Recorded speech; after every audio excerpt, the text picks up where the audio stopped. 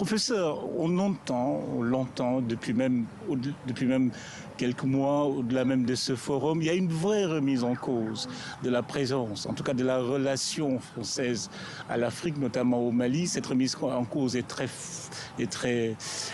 forte. Vous, en tant qu'observateur des relations Occident-Afrique, quel regard jetez-vous sur cette phase de remise en cause de la présence française?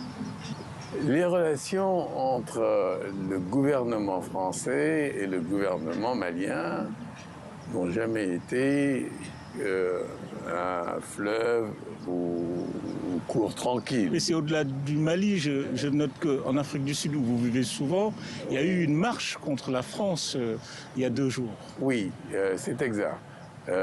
C'est exact. Il y a en ce moment un mouvement qu'on dit anti-français qui s'est développé, un sentiment qu'on dit anti-français qui se développerait en Afrique. Il est légitime?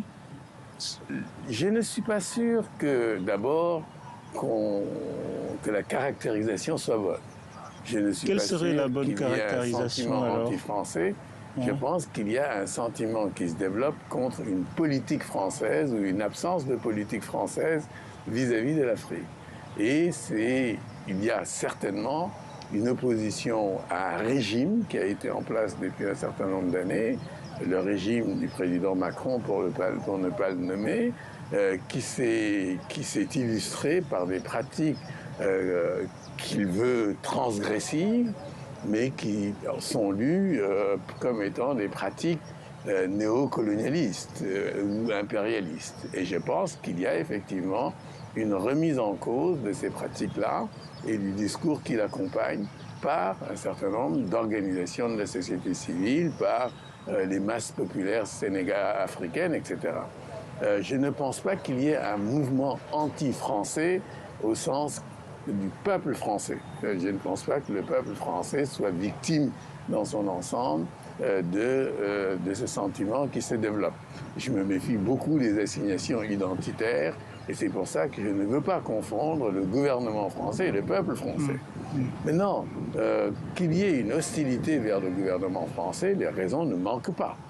Parce qu'il faut bien le dire, le gouvernement français ne s'est pas montré comme étant un parangon de vertu en ce qui concerne la démocratie, en ce qui concerne la justice sociale, en ce qui concerne l'inclusion ou en ce qui concerne une gouvernance mondiale rénovée.